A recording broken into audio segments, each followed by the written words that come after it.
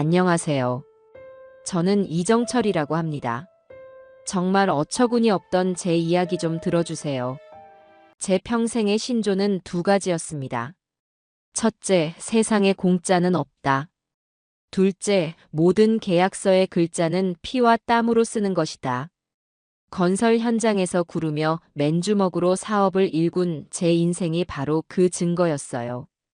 흙먼지 속에서 건물이 올라가는 것을 평생 봐왔지만 그보다 더 중요한 건 건물이 서 있는 바로 그 땅이라는 사실을 저는 뼈저리게 알고 있었습니다.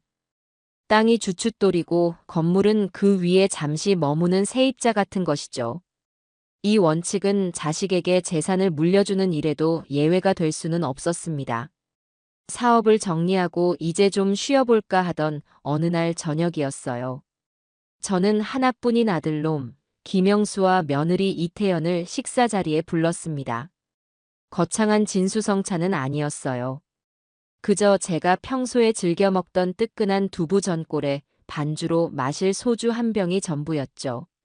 아들 내외는 무슨 일인가 싶어 어색한 얼굴로 마주 앉아 있었습니다. 제가 먼저 잔을 채우고 입을 열었어요. 영수야, 태연아. 이제 나도 나이가 들었고 평생 일군 것들을 슬슬 정리해야 할 때가 온 것 같다.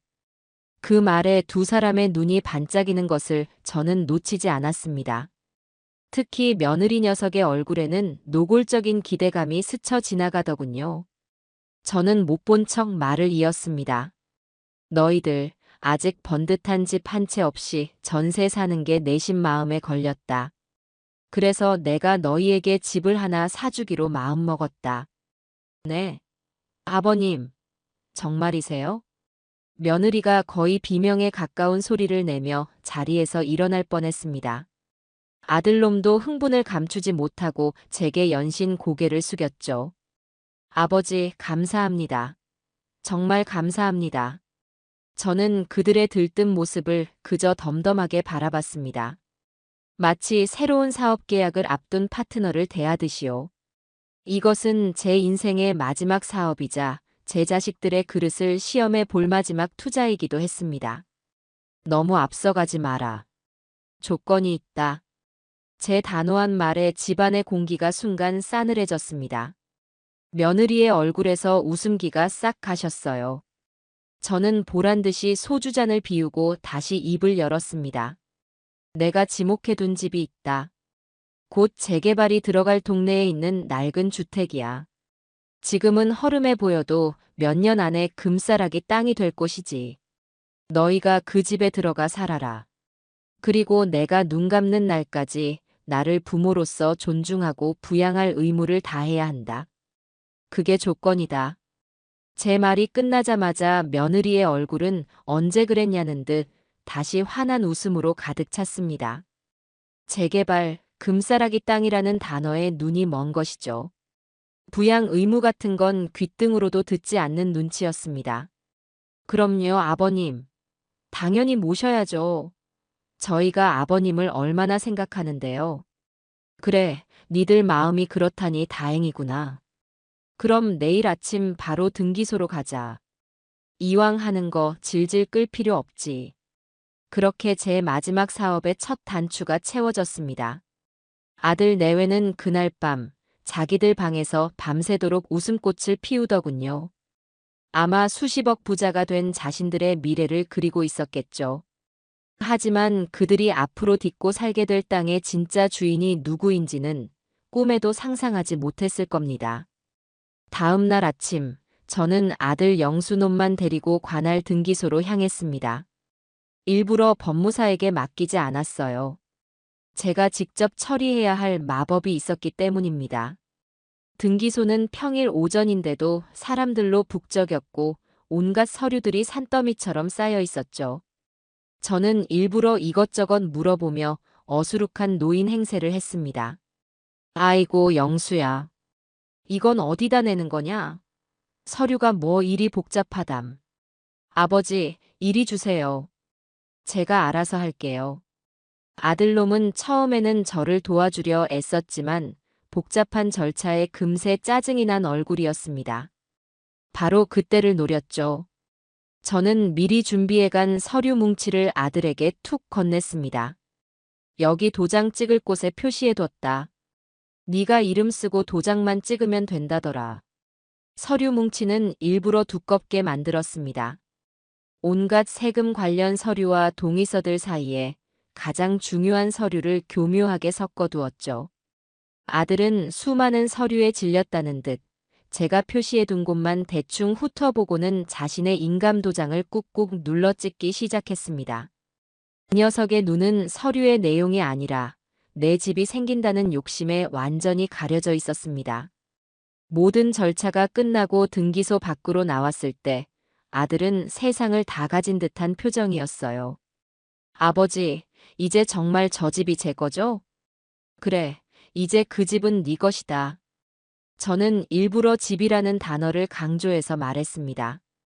아들놈은 제 말의 진짜 의미를 알아챌 리가 없었죠. 제 가방 안에는 방금 전 아들이 도장을 찍은 건물 소유권 이전 등기 신청서와는 별개로 차갑고 묵직한 존재감을 뽐내는 서류철이 하나 더 들어 있었습니다.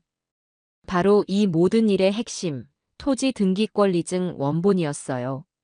저는 아들이 보지 못하게 가방을 고쳐 매며 속으로 되뇌었습니다.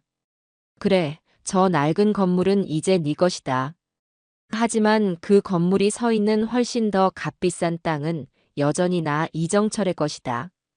건물과 토지의 등기가 별개로 이루어진다는 사실을 평생 제 돈만 바라보고 살아온 저 어리석은 아들놈은 알지 못했습니다. 저는 녀석에게 반쪽짜리 선물, 아니 족쇄를 채워준 셈이었죠. 며칠 후 우리는 그 낡은 주택으로 이사를 했습니다. 집은 수십 년은 된 듯 낡고 허름했지만 아들 내외의 얼굴에서는 웃음이 떠나지 않았어요. 특히 며느리 녀석은 벌써부터 이 동네의 사모님이라도 된 것처럼 행동하기 시작했습니다. 어머, 영수 씨. 이 벽지는 나중에 우리 아파트 입주하면 명품 실크 벽지로 싹 바꿔야겠다. 주방은 대리석으로 깔고 알죠? 당연하지. 네가 하고 싶은 거 다 해. 두 사람은 저를 거실 소파에 앉혀두고는 마치 자기들이 일군 성공을 과시하는 배우들처럼 굴었습니다. 저는 그저 묵묵히 그들의 유치한 연극을 지켜볼 뿐이었어요. 이 집의 모든 가치가 저 낡은 시멘트 덩어리가 아니라 그들이 밟고 서 있는 땅에서 나온다는 사실을 까맣게 모르는 저들을 말입니다. 저는 집에서 가장 구석진 작은 방을 제 거처로 삼았습니다. 짐이라고 해봐야 낡은 옷 몇 벌과 손때 묻은 책 몇 권이 전부였죠. 방을 정리하고 창밖을 내다보니 아들 내외가 마당에서 무언가를 보며 낄낄거리고 있었습니다. 아마 저 땅이 자신들에게 안겨줄 미래의 부를 상상하고 있겠죠. 저는 조용히 웃었습니다. 그래, 마음껏 꿈을 꾸거라. 너희들의 그 꿈은 내가 깔아놓은 땅 위에서만 잠시 허락된 신기루일 뿐이니 너희가 그 땅 위에서 부모를 공경하고 자식된 도리를 다한다면 그 신기루는 진짜가 될 수도 있겠지. 하지만 만약 너희가 그 땅의 고마움을 잊고 나를 괄시하며 선을 넘는 순간 나는 너희가 딛고 선 땅 자체를 통째로 빼앗아 버릴 것이다. 이것은 단순한 집이 아니었습니다. 이것은 제 아들 내외의 인성을 시험할 거대한 저울이자 제 마지막 자존심을 지킬 최후의 보루였습니다. 그리고 그 저울의 눈금과 보루의 열쇠는 오직 저만이 쥐고 있다는 사실에 저는 안도했습니다. 모든 준비는 끝났습니다. 이제 그들이 어떤 선택을 하는지 차분히 지켜볼 일만 남았어요. 그 낡은 집에 이사 온 지 한 달쯤 지났을까요? 처음 며칠 동안은 제 눈치를 보던 며느리 녀석도 슬슬 이 생활이 익숙해졌는지 본색을 드러내기 시작하더군요. 변화의 시작은 아주 사소한 것이었어요. 제가 거실에 앉아 신문을 보고 있으면 녀석은 보란듯이 창문을 활짝 열어젖혔습니다. 쌀쌀한 초가을 바람이 집 안으로 훅 들어와도 아랑곳하지 않았죠. 제가 태어나 바람이 차구나. 문 좀 닫아라 하고 말하면 녀석은 콧방귀를 뀌며 대꾸했습니다. 어머, 아버님. 집안에 묵은내가 나는 것 같아서요. 환기는 자주 시켜야 건강에 좋대요. 그 묵은내가 누구를 지칭하는 것인지 제가 모를 리 없었습니다. 본격적인 탐욕의 불씨가 타오르기 시작한 것은 동네에 재개발 관련 소문이 구체적으로 돌기 시작하면서부터였어요. 하루는 며느리가 얼굴에 웃음꽃을 활짝 피운 채 헐레벌떡 집으로 뛰어들어왔습니다. 손에는 동네 부동산에서 나눠준 것으로 보이는 작은 전단이 들려 있었죠. 아버님, 영수 씨, 이것 좀 보세요. 드디어 우리 동네 재개발 조합 설립 추진위원회가 정식으로 발족했대요. 이제 정말 시작인가 봐요. 아들놈은 며느리만큼이나 흥분해서는 전단을 빼앗아 들고 눈을 빛냈습니다. 저는 소파에 앉아 그 모습을 말없이 지켜봤어요. 저 한 장의 종이가 저들의 마음속에 얼마나 거대한 탐욕의 성을 쌓아 올릴지 저는 이미 짐작하고 있었습니다. 그날 저녁 식사 시간부터 며느리의 입에서는 온갖 허황된 꿈들이 쏟아져 나오기 시작했어요. 영수 씨, 우리 보상금 받으면 제일 먼저 뭐 할까요? 저는 일단 강남에 있는 그 주상복합 아파트부터 계약하고 싶어요. 거기 커뮤니티 시설이 호텔급이래요. 그리고 차도 바꿔야죠. 언제까지 이런 국산 차 탈 순 없잖아요. 당신은 독일제 세단, 저는 흰색 스포츠카. 어때요? 좋지. 우리 태연이 하고 싶은 거 다 해야지. 그동안 고생 많았는데. 두 사람은 마치 이미 수십억 원을 손에 쥔 사람들처럼 시시덕거렸습니다. 제 존재는 안중에도 없다는 듯이요. 저는 그저 묵묵히 식사를 계속했습니다. 제 침묵이 그들에게는 동의의 의미로 받아들여졌을지도 모르죠. 며칠 뒤 며느리는 아예 유명 백화점의 VIP 카탈로그와 해외 명품 브랜드의 신상 가방 사진들을 제 눈앞에 들이밀기 시작했습니다. 아버님, 이 가방 어떠세요? 요즘 제일 잘 나가는 거래요. 나중에 우리 며느리, 이 정도는 들어줘야 사람들 앞에서 기 안 죽지 않겠어요? 저는 돋보기를 쓰고 카탈로그를 보는 척하며 나직이 물었습니다. 그래서 이게 얼마짜리라고? 어머, 아버님도 참. 가격이 뭐가 중요해요. 우리한테 곧 생길 돈에 비하면 껌값인데. 그 녀석은 제 질문의 의도를 전혀 파악하지 못하고 있었어요. 저는 그저 녀석의 허영심이 어디까지 뻗어나가는지 그 끝을 보고 싶었을 뿐입니다. 그리고 그 허영심은 얼마 지나지 않아 제게 직접적인 요구로 바뀌어 나타났습니다. 그날은 제가 은행에 다녀온 날이었어요. 사업을 정리하며 받은 퇴직금을 정기예금으로 묶어두고 돌아왔는데 며느리가 귀신같이 냄새를 맡고 제 방으로 쪼르르 따라 들어왔습니다. 아버님, 은행에는 무슨 일로 다녀오셨어요? 별일 아니다. 그냥 볼 일이 좀 있어서. 제가 말을 아끼자 녀석은 기다렸다는 듯 본론을 꺼냈습니다. 저기 아버님, 드릴 말씀이 있는데요. 영수 씨 차가 너무 낡아서요. 출퇴근할 때마다 불안해 죽겠어요. 어차피 우리 곧 큰돈 들어올 거잖아요. 그러니 아버님께서 가지고 계신 돈으로 우선 차부터 한 대 바꿔주시면 안 될까요? 나중에 보상금 나오면 그때 다 갚으면 되잖아요. 참으로 뻔뻔하고 이기적인 요구였어요. 아직 확정되지도 않은 미래의 돈을 담보로 현재의 제 노후 자금을 내놓으라는 소리였으니까요. 저는 잠시 녀석의 얼굴을 빤히 쳐다봤습니다. 그 눈 속에는 존경심이나 미안함 같은 감정은 1g도 들어있지 않았어요. 오직 내 돈을 자기 돈처럼 여기는 탐욕만이 이글거리고 있었죠. 글쎄다. 아직 모든 게 결정된 것도 아닌데 너무 앞서가는 거 아니냐? 차는 아직 굴러갈 만하지 않으냐? 제가 부드럽지만 단호하게 거절의 뜻을 내비치자 녀석의 얼굴이 순간 굳어지는 것이 보였습니다. 하지만 이내 다시 가증스러운 미소를 지으며 제 팔에 매달렸어요. 에이, 아버님. 그렇게 말씀하지 마시고요. 아버님도 저희 잘 되는 게 좋으시잖아요. 네. 한 번만 도와주세요. 이 이야기는 나중에 다시 하자꾸나. 피곤하구나.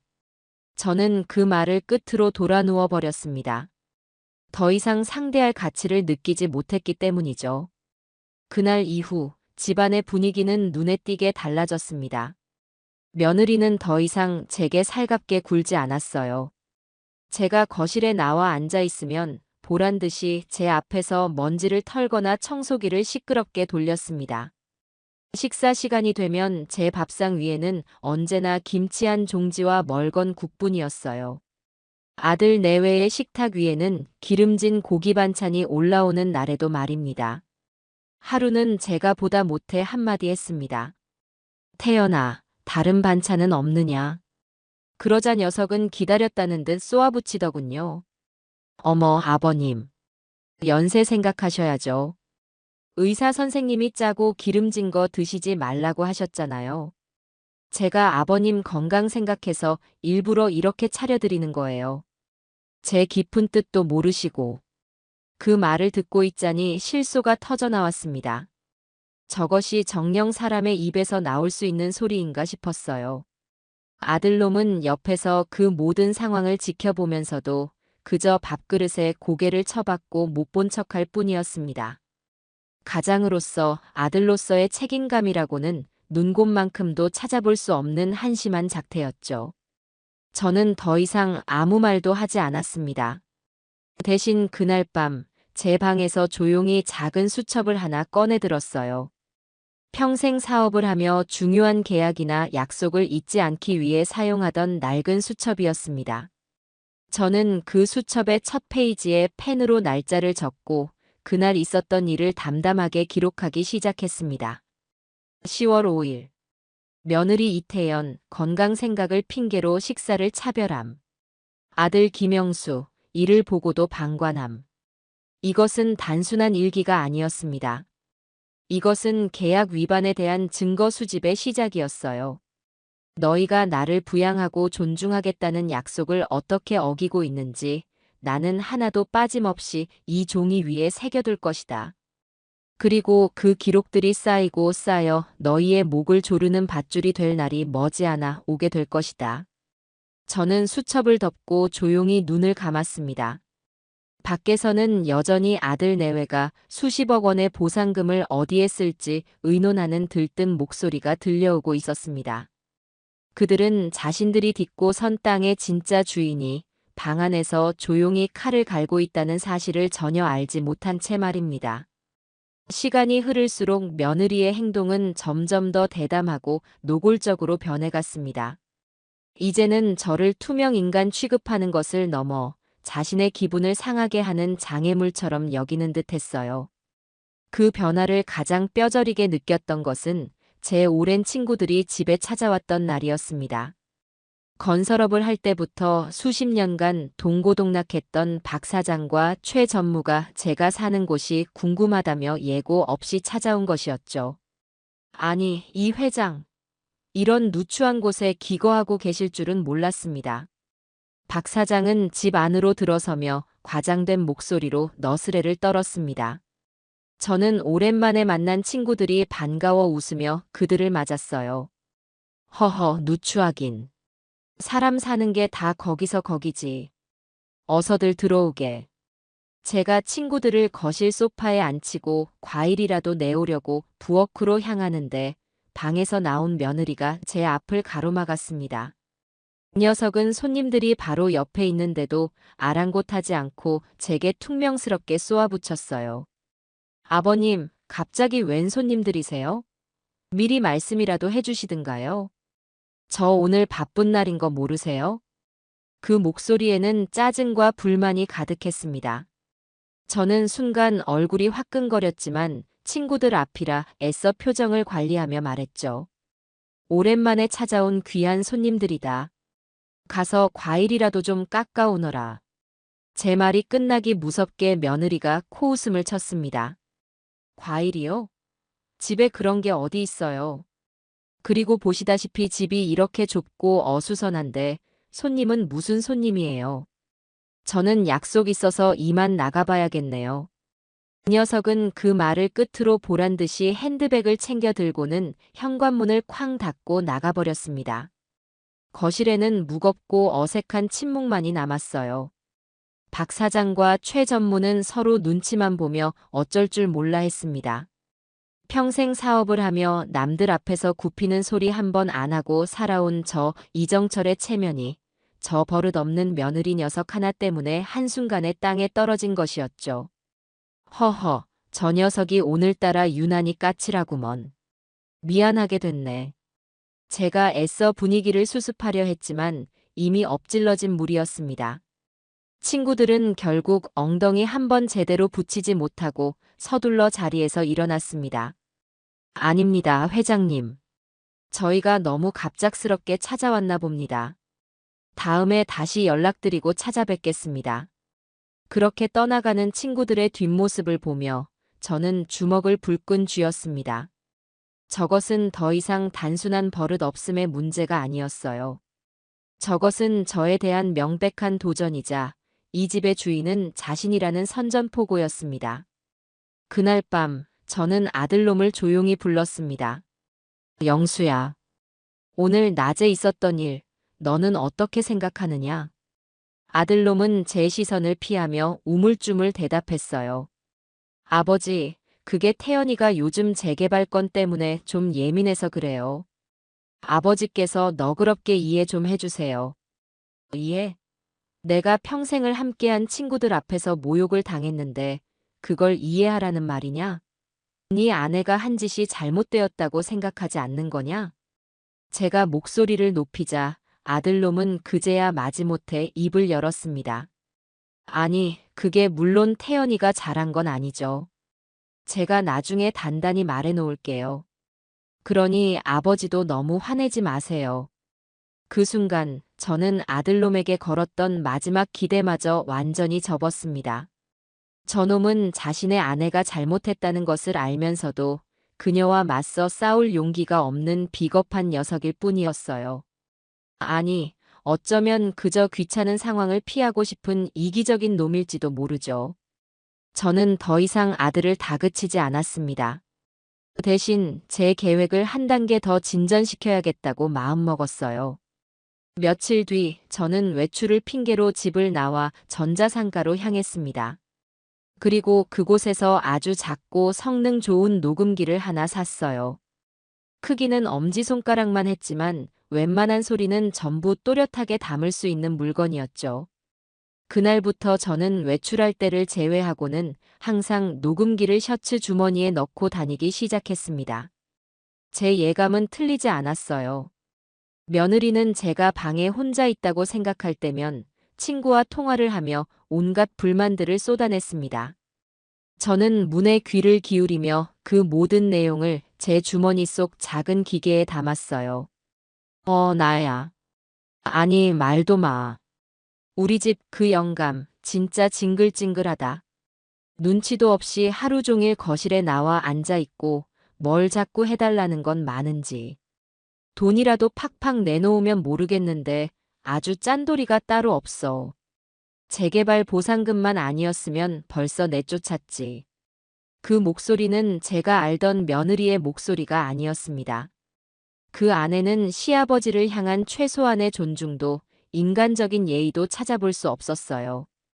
오직 돈에 대한 탐욕과 저에 대한 경멸만이 가득했습니다. 저는 녹음된 내용을 확인하며 차갑게 웃었습니다. 그래, 이태연. 아주 잘하고 있다.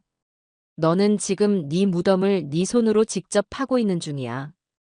그리고 마침내 녀석은 넘지 말아야 할 선을 넘고야 말았습니다. 그날 저녁 아들놈이 퇴근길에 등기부등본을 한 통 떼어왔더군요. 재개발 조합에 제출할 서류가 있다고 하면서요. 며느리는 그 서류를 받아들고는 마치 개선장군이라도 된 것처럼 의기양양하게 제 앞에 와서 흔들어 보였습니다. 아버님, 이것 좀 보세요. 여기 떡하니 소유자 김영수라고 적혀 있잖아요. 이제 이 집은 법적으로도 완벽한 우리 집이라고요. 아시겠어요? 이 녀석은 제가 글을 잘 못 읽는다고 생각했는지 손가락으로 소유자란을 콕 찍어 보이기까지 했습니다. 저는 돋보기를 쓰는 척하며 서류를 찬찬히 들여다봤어요. 거기에는 분명 건물에 대한 소유자로 아들 김영수의 이름이 적혀 있었습니다. 하지만 그 아래 이 모든 것의 근간이 되는 토지에 대한 정보는 쏙 빠져 있었죠. 저는 속으로 웃음을 삼키며 며느리를 쳐다봤습니다. 그 녀석은 승리감에 도취된 얼굴로 저를 내려다보고 있었어요. 그러니 아버님, 이제부터는 이 집의 주인인 저희 말에 잘 따라주셔야 해요. 괜히 예전처럼 주인 행세하려고 하시면 저희도 더는 못 참습니다. 그것은 명백한 협박이었습니다. 저는 아무 대답도 하지 않았어요. 대신 조용히 자리에서 일어나 제 방으로 들어왔습니다. 그리고 그날 밤 저는 제 수첩에 이렇게 적었습니다. 11월 2일. 며느리 이태연, 건물 등기부등본을 근거로 나를 협박함. 이 집의 주인은 자신들이라고 주장하며 내게 복종할 것을 강요함. 아들 김영수, 옆에서 동조함. 그리고 그 아래에 한 줄을 더 추가했죠. 계약 해지를 위한 명백한 사유 발생. 증거 확보 완료. 이제 모든 준비는 끝났습니다. 저들은 스스로 제 함정 속으로 걸어 들어왔고 저는 이제 덫을 놓기만 하면 되는 것이었어요. 며느리가 그토록 자랑스러워하는 저 아들집이 사실은 모래 위에 지어진 성에 불과하다는 사실을 깨닫게 될 날이 머지않았습니다.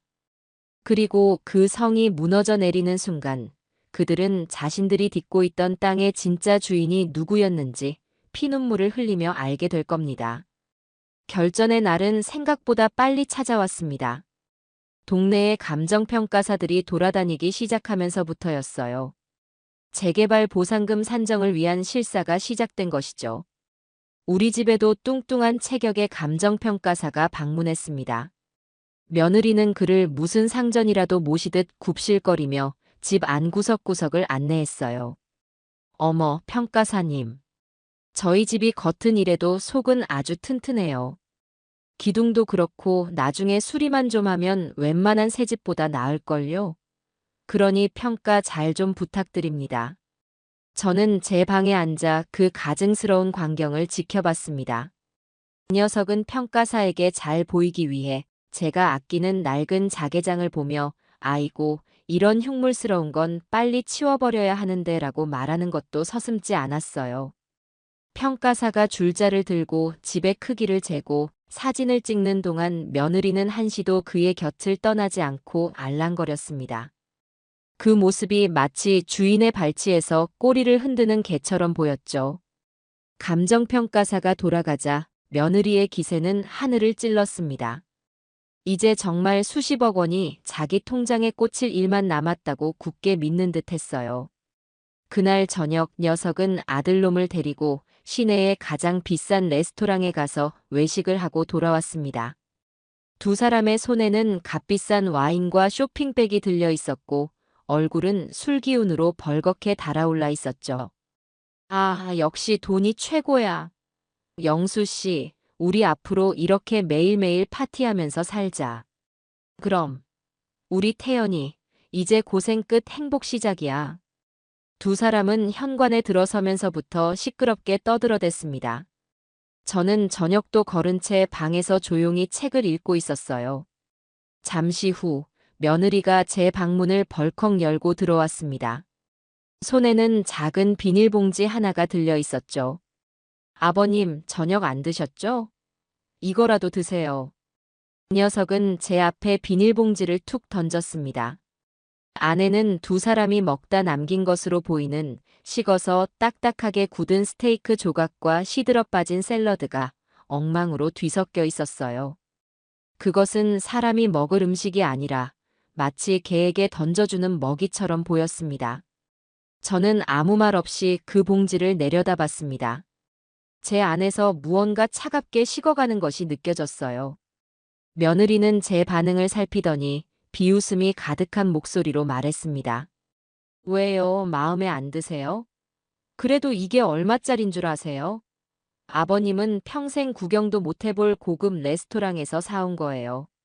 남은 거라도 주는 걸 감사하게 생각하셔야죠. 그 순간 저는 결심했습니다. 오늘 밤 이 지긋지긋한 연극을 모두 끝내야겠다고요. 저는 자리에서 일어나 녀석이 던져준 봉지를 들고 거실로 나갔습니다.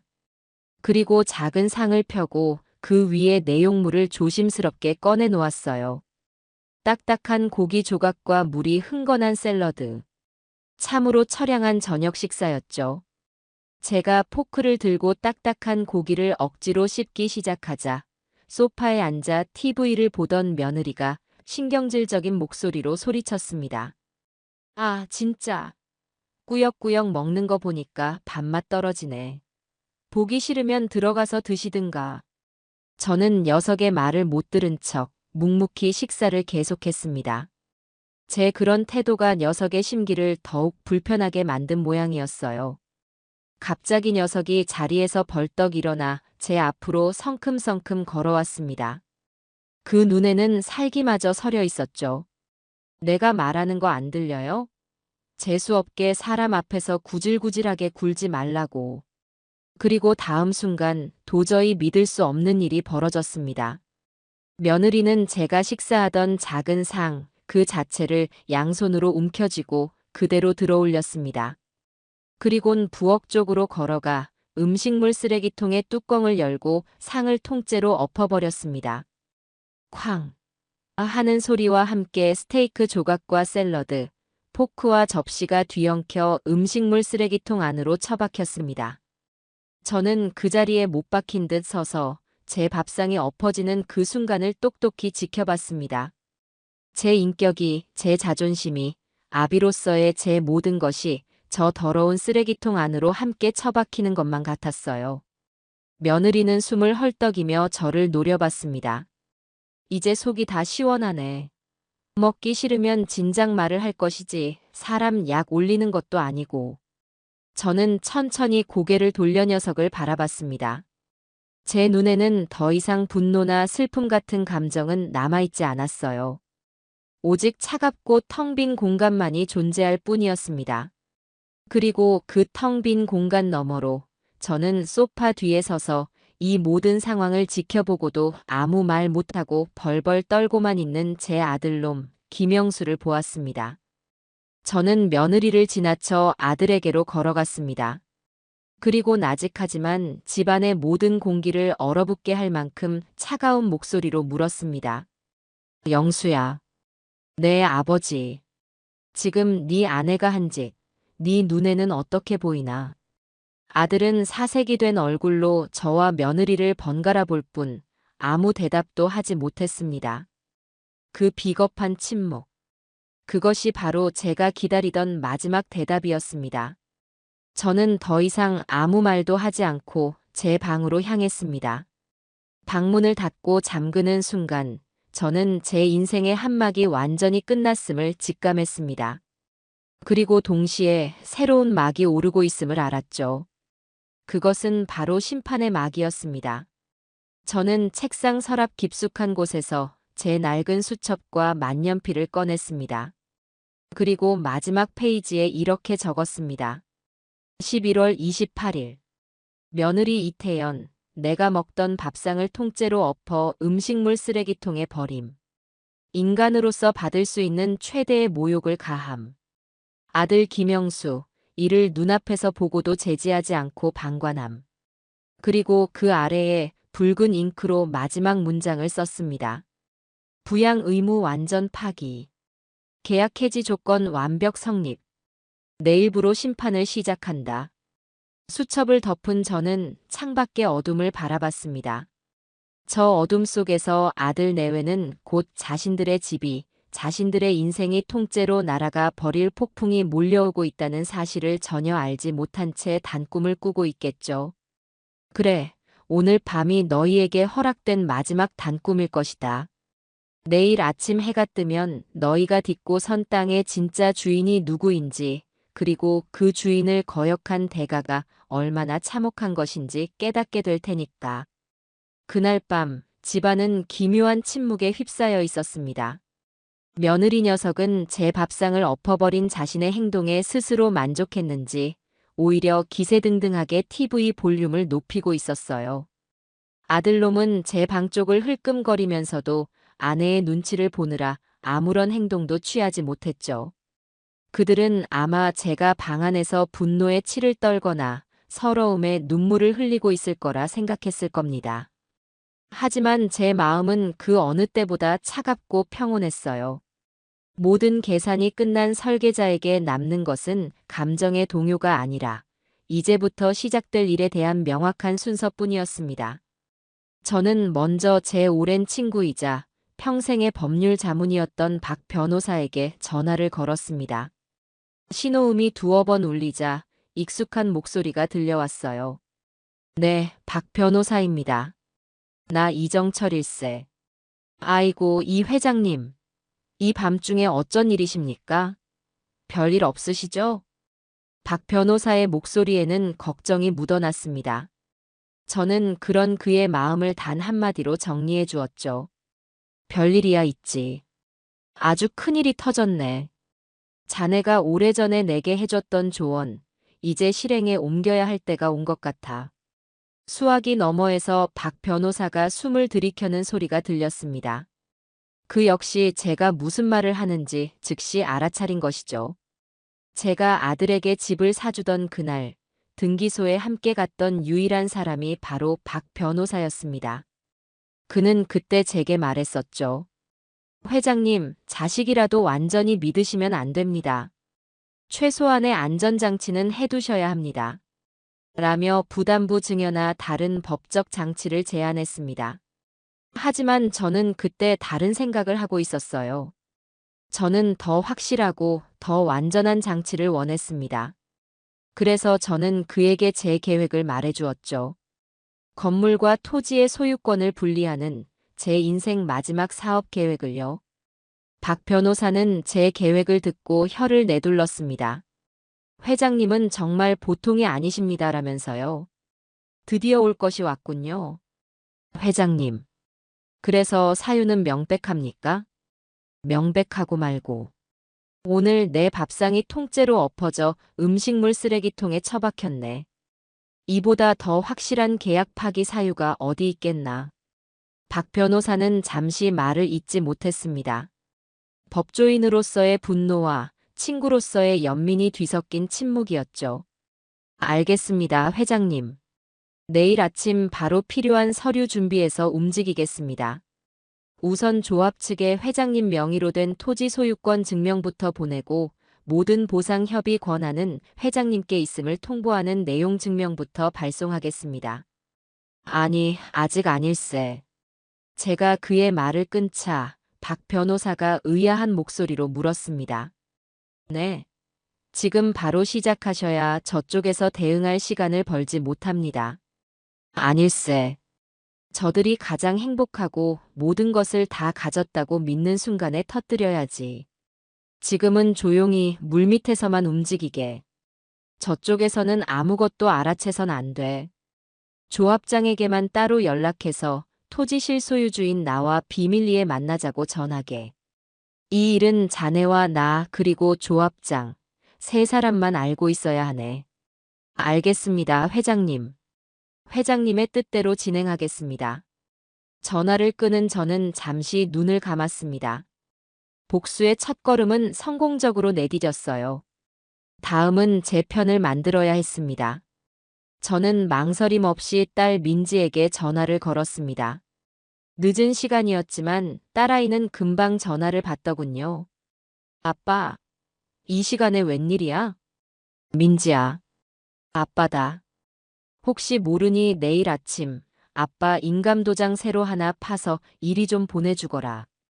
그리고 앞으로 무슨 일이 일어나든 무슨 소문이 들리든 너는 무조건 아빠를 믿어야 한다. 알겠느냐? 제 목소리가 평소와 다르다는 것을 느꼈는지 딸의 목소리에도 긴장감이 어렸습니다. 아빠 무슨 일인데 그래? 오빠네랑 같이 사는 거 힘들어.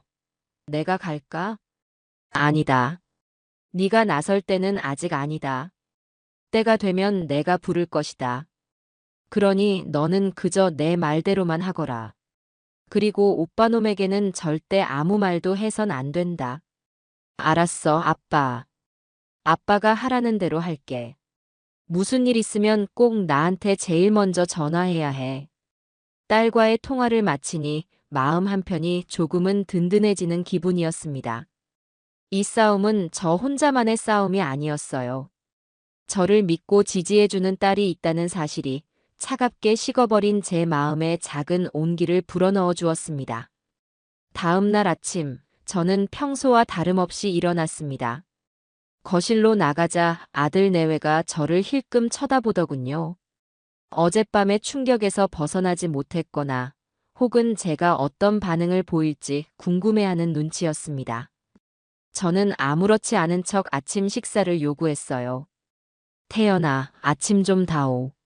며느리는 잠시 머뭇거리더니 마지못해 주방으로 가더군요. 그리고는 잠시 후 김치 한 조각과 밥 한 공기를 제 앞에 툭 내려놓았습니다. 어젯밤과 다를 바 없는 식사였지만 저는 군말 없이 숟가락을 들었습니다. 제 마음은 이미 다른 곳에 가 있었으니까요. 아침 식사를 마친 저는 외출 준비를 했습니다. 아들놈이 조심스럽게 물어왔죠. 아버지, 어디 가세요? 바람 좀 쐬고 오려고 한다. 저는 짧게 대답하고 집을 나섰습니다. 제 발걸음이 향한 곳은 산책로가 아니라 재개발 조합 사무실이었습니다. 허름한 상가 건물 2층에 자리 잡은 사무실은 이른 아침인데도 몇몇 직원들이 분주하게 움직이고 있었어요. 제가 사무실로 들어서자 격리 아가씨가 저를 막아섰습니다. 어르신, 어떻게 오셨어요? 조합원 명부 확인부터 좀 할게요. 저는 그녀를 지나쳐 안쪽 사무실을 가리키며 말했습니다. 조합장님 만나러 왔소. 박 변호사 소개로 왔다고 전하시오. 박 변호사라는 이름이 효과가 있었는지 아가씨는 고개를 갸웃거리며 조합장실로 들어갔습니다. 잠시 후 뚱뚱한 체구의 조합장이 의아한 얼굴로 저를 맞았죠. 어르신, 박 변호사님 소개로 오셨다고요? 이 동네 조합원이셨습니까? 성함이 어떻게 되시는지. 저는 그의 말을 끊고 품 안에 깊숙이 간직해왔던 서류철을 꺼내 그의 책상 위에 올려놓았습니다. 그리고 그 서류철의 가장 위에 있던 누런 종이로 된 묵직한 서류를 그의 앞으로 밀어주었어요. 내 이름은 이정철이요. 그리고 이 땅의 주인이기도 하지. 제 손끝이 가리킨 서류는 바로 이 집이 서 있는 토지 등기권리증이었습니다. 조합장의 눈이 등기권리증에 적힌 제 이름과 그 아래 빼곡히 적힌 토지 면적과 지번을 훑어내렸습니다. 그의 얼굴이 순식간에 하얗게 질려가는 것이 보였어요. 아니, 회장님 이게 어떻게 된 겁니까? 이 필지의 소유주가 회장님이셨습니까? 저희는 당연히 건물 소유주인 아드님, 김영수 씨가 토지 소유주일 거라고 생각하고 있었습니다만. 그의 목소리는 당황과 충격으로 가늘게 떨리고 있었습니다. 저는 그런 그를 보며 만족스러운 미소를 지었어요. 내 아들놈은 저 낡은 건물의 주인일 뿐이요. 보다시피 이 금싸라기 땅의 진짜 주인은 바로 나, 이정철이란 말이요. 그러니 앞으로 재개발 보상과 관련된 모든 협의는 건물주인 내 아들이 아니라 토지주인 나와 직접 해야 할 것이요. 저는 제 앞에 완전히 제압당한 조합장을 내려다보며 이 게임의 주도권이 완벽하게 저에게 넘어왔음을 확인했습니다. 이제 사냥을 위한 모든 준비는 끝났습니다. 남은 것은 아무것도 모른 채 제 손바닥 위에서 춤추고 있는 저 어리석은 사냥감들이 스스로 파멸의 길로 걸어 들어오기를 기다리는 것뿐이었죠. 조합장을 만나고 온 뒤로 저는 다시 평범한 노인의 모습으로 돌아왔습니다. 아들 내외의 집에서는 여전히 투명 인간처럼 지냈고 그들이 주는 모욕적인 식사를 묵묵히 받아냈어요. 제 그런 모습에 며느리는 제가 완전히 기가 죽었다고 생각하는 듯 했습니다. 녀석의 오만함은 날이 갈수록 하늘을 찔렀죠. 그러던 어느 날 집에 공식적인 우편물이 한 통 날아왔습니다. 재개발 조합에서 보낸 조합원 총회 개최 및 사업 시행 계획 안내라는 제목의 두툼한 책자였어요. 그 안에는 앞으로의 재개발 일정과 함께 가장 중요한 감정평가 및 보상에 대한 대략적인 계획이 담겨 있었습니다. 이 녀석은 그 책자를 보물이라도 되는 양 끌어안고 밤새도록 밑줄을 쳐가며 읽더군요. 영수 씨, 이것 좀 봐. 우리 동네 평당 보상금이 예상보다 훨씬 높게 책정될 것 같아. 이러면 정말 수십억이 아니라 100억대 부자가 될 수도 있겠어. 정말이야? 와, 태연아. 너 정말 대단하다. 네가 이 집을 알아보지 못했으면 우리가 어떻게 이런 행운을 잡았겠어. 아들놈은 자기 아내의 공을 치켜 세우며 아첨을 떨었습니다. 정작 그 집을 사준 것은 저인데도 제 존재는 그들의 대화에서 완벽하게 지워져 있었어요. 저는 거실 한쪽에서 신문을 보는 척하며 그들의 들뜬 대화를 한 귀로 듣고 한 귀로 흘렸습니다. 제게는 저 책자에 적힌 글자들보다 제 머릿속에 있는 계획이 훨씬 더 중요했으니까요. 그들의 탐욕이 극에 달했을 때쯤 저는 아들놈에게 마지막 시험을 해보기로 했습니다. 제가 정말 저놈을 자식으로 계속 품고 가야 할지 아니면 완전히 끊어내야 할지를 결정할 마지막 관문이었죠. 하루는 일부러 끙끙 앓는 소리를 내며 자리에 누워 있었습니다. 제 소리를 들은 며느리가 방문을 벌컥 열고는 짜증 섞인 목소리로 물었어요. 아버님, 또 왜 그러세요? 어디 아프세요? 아니다. 그냥 몸이 좀 으슬으슬한 것 같구나. 약 좀 사다 주겠니? 아휴, 진짜 귀찮게. 영수 씨, 당신이 아버지 약 좀 사와요. 나는 지금 네일아트 예약해 놨단 말이에요. 며느리는 아들에게 모든 것을 떠넘기고는 콧노래를 부르며 외출 준비를 했습니다. 잠시 후 아들놈이 제 방으로 들어왔어요. 저는 힘없는 목소리로 말했습니다.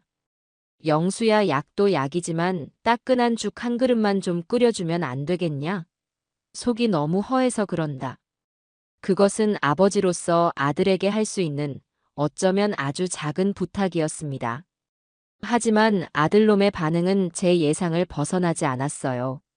그 녀석은 잠시 머뭇거리더니 난처한 얼굴로 입을 열었습니다. 아버지, 제가 죽 같은 걸 어떻게 끓여요? 그냥 약 드시고 좀 주무시면 괜찮아지실 거예요. 제가 약은 금방 사다 드릴게요. 그리고는 쏜살같이 방을 나가버렸습니다. 잠시 후 녀석은 약국에서 사온 종합 감기약 한 통과 물 한 컵을 제 머리맡에 툭 내려놓고는 다시 거실로 나가버렸죠. 며느리와 함께 재개발 보상금으로 살 아파트 모델하우스를 보러 가야 한다는 것이었습니다. 저는 천천히 몸을 일으켜 앉았습니다. 아프지도 않은 몸이었지만 마음 한구석이 시큰거리는 것은 어쩔 수 없었어요. 저것이 바로 제가 평생을 바쳐 키운 아들의 민낯이었습니다. 아비가 아프다는데 죽 한 그릇 끓여줄 정성도 곁을 지켜줄 시간도 없는 놈. 제게 남은 마지막 미련과 연민이 그 차가운 감기약 한 통과 함께 완전히 가루가 되어 사라지는 순간이었습니다. 저는 머리맡의 약을 그대로 쓰레기통에 던져버렸습니다. 그리고 결심했죠. 더 이상의 자비는 없다고. 그 주 주말, 저는 박 변호사와 함께 비밀스러운 만남을 가졌습니다. 장소는 시내의 한적한 호텔 커피숍이었어요. 우리를 기다리고 있던 사람은 다름 아닌 우리나라에서 손꼽히는 대형 건설사의 재개발 사업부 총괄 상무였습니다. 조합장이 제 정체를 알고 곧바로 건설사 측에 보고를 한 것이었죠. 건설사 입장에서는 조합을 상대하는 것보다 실제 땅의 대부분을 소유한 실소유주인 저와 직접 협상하는 것이 훨씬 더 빠르고 효율적이었을 겁니다. 만나 뵙게 되어 영광입니다. 이정철 회장님. 말씀은 많이 들었습니다.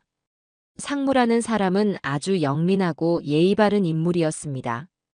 그는 제 앞에 앉자마자 온갖 아첨을 늘어놓았지만 저는 단번에 그의 말을 잘랐습니다. 뜬구름 잡는 소리는 그만하고 본론부터 시작합시다. 그래서 내 땅에 얼마를 지불할 생각이요? 제 단도직입적인 질문에 상무는 잠시 당황하는 듯 했지만 이내 노련하게 서류 가방에서 두툼한 파일을 꺼내 제 앞에 펼쳐 보였습니다. 그 안에는 제 소유의 토지에 대한 감정평가액과 건설사 측에서 제시하는 보상 금액이 빼곡하게 적혀 있었어요. 회장님께서 소유하신 필지는 이번 재개발 구역의 핵심 중의 핵심입니다. 저희가 제시하는 금액은 조합원 평균 보상가보다 20% 할증된 최고의 조건입니다. 저는 서류를 돋보기로 꼼꼼히 살폈습니다. 그들이 제시한 금액은 제가 예상했던 것보다 훨씬 높은 액수였어요. 하지만 저는 만족하지 않았습니다. 저는 평생을 현장에서 흥정으로 먹고 산 사람입니다. 상대가 내민 첫 번째 카드를 그대로 받는 것은 하수나 하는 짓이죠. 상무. 내가 이 땅을 당신네 회사에 넘기는 조건으로 딱 3가지만 제안하겠소. 네, 회장님. 말씀하십시오.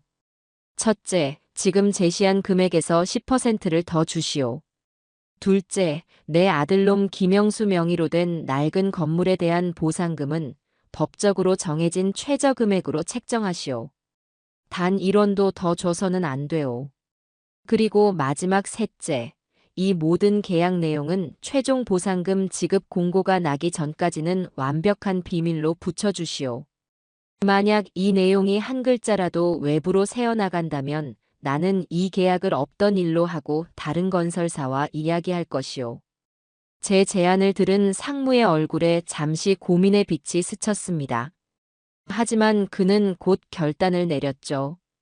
이 구역 전체의 사업권을 잃는 것보다는 제 요구를 들어주는 것이 훨씬 더 이득이었으니까요. 알겠습니다, 회장님. 회장님의 제안을 모두 받아들이겠습니다. 이 계약은 저와 회장님, 그리고 박 변호사님, 3사람만의 비밀로 하겠습니다. 그렇게 제 인생 최대의 그리고 마지막이 될 계약이 성공적으로 체결되었습니다. 저는 상무가 내민 계약서에 제 이름 석자를 힘주어 적었습니다. 아들 내외가 그토록 꿈에 그리던 수십억, 아니 수백억의 돈이 그들이 모르는 사이에 제 통장으로 들어올 준비를 마친 것이었죠. 호텔을 나서며 저는 차가운 가을 하늘을 올려다봤습니다. 하늘은 더없이 높고 푸르렀어요.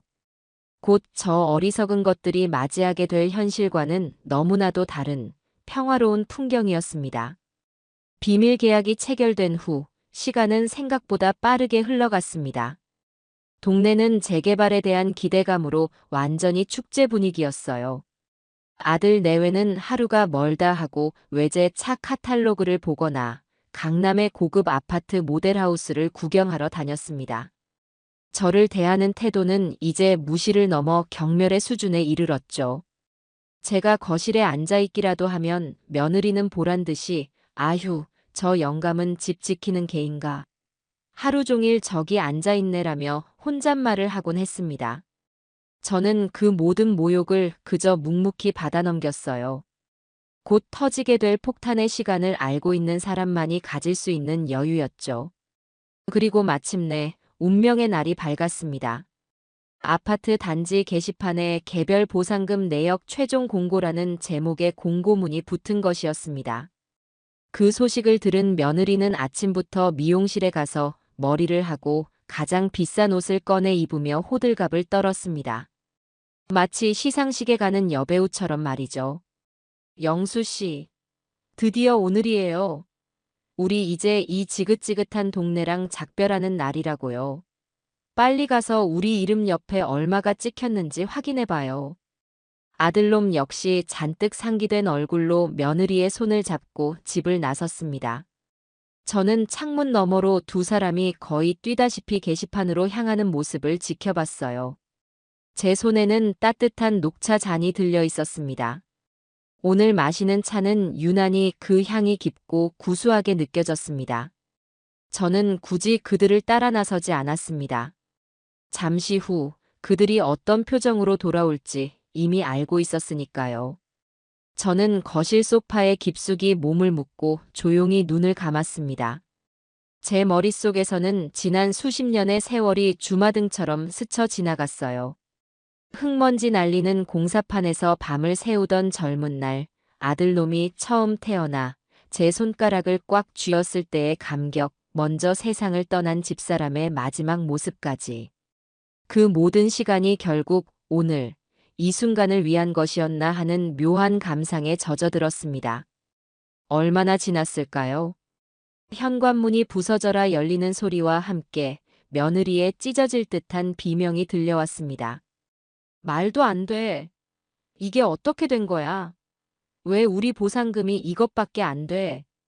뒤따라 들어온 아들놈의 얼굴은 하얗게 질려 거의 시체와 다름없었어요. 며느리는 공고문을 찍어온 휴대폰을 제 눈앞에 들이밀며 악을 썼습니다. 아버님, 이것 좀 보세요. 이게 말이 돼요? 우리 집 보상금이 고작 몇 천만 원이라니. 이게 무슨 철거 보상금이에요? 사기당한 거라고요. 휴대폰 화면에는 김영수라는 이름 옆에 그들이 예상했던 수십억 원이 아닌 제가 건설사 상무에게 요구했던 최저금액의 건물 보상금만이 찍혀 있었습니다. 아들놈은 거의 울먹이며 제게 매달렸어요. 아버지, 이게 어떻게 된 일이에요? 조합에 뭔가 착오가 생긴 거겠죠? 아버지가 가서 좀 알아봐 주세요. 네. 저는 천천히 눈을 떴습니다. 그리고 제 앞에 서서 헐떡거리는 두 사람을 아주 오랫동안 아무 말 없이 쳐다봤어요. 그들의 얼굴에는 당황과 분노, 그리고 희미한 공포가 뒤섞여 있었습니다.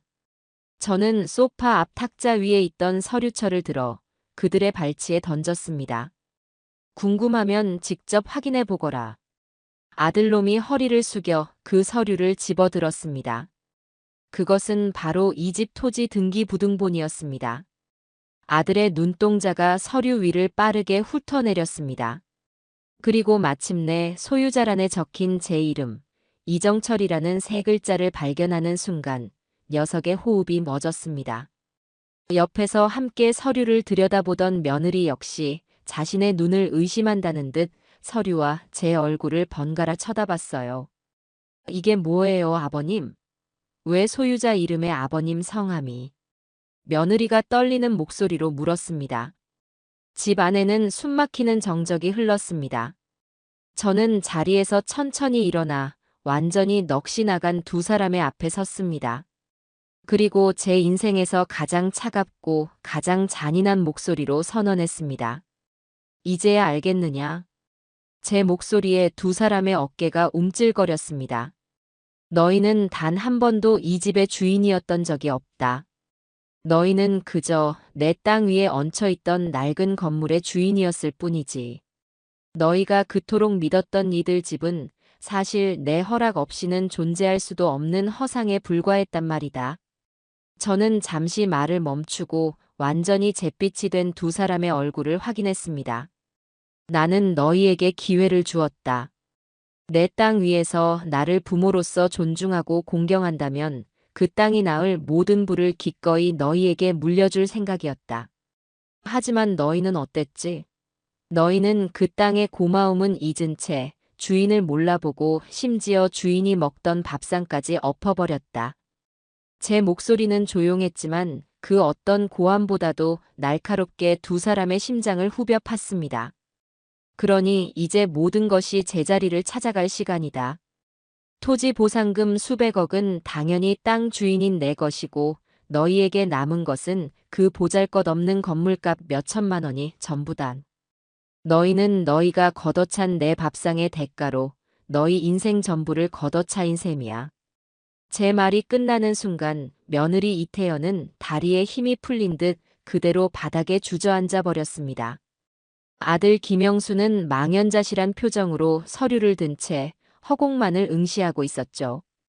그들이 평생을 바쳐 좇았던 탐욕의 성이 제 말 한마디에 먼지처럼 허물어져 내리는 순간이었습니다. 저는 더 이상 그들을 쳐다보지 않고 제 방으로 발걸음을 옮겼습니다. 문을 닫기 전 마지막으로 한마디를 던지는 것을 잊지 않았어요. 아, 그리고 이 집은 이제 곧 철거될 예정이니 이삿짐은 미리미리 싸두는 게 좋을 것이다. 너희에게 주어진 시간은 그리 많지 않으니 말이야. 방문이 닫히고 거실에서는 며느리의 처절한 통곡 소리가 울려 퍼지기 시작했습니다. 하지만 제 마음은 놀라울 정도로 평온했습니다. 오랫동안 묵혀두었던 숙제를 모두 끝낸 듯한 후련함만이 가득했죠. 모든 것은 이제 끝났습니다. 제 방문이 닫히고 거실에서는 며느리였던 이태연의 처절한 통곡 소리가 한동안 이어졌습니다. 그것은 슬픔의 소리라기보다는 모든 것을 잃어버린 짐승의 절규에 가까웠어요.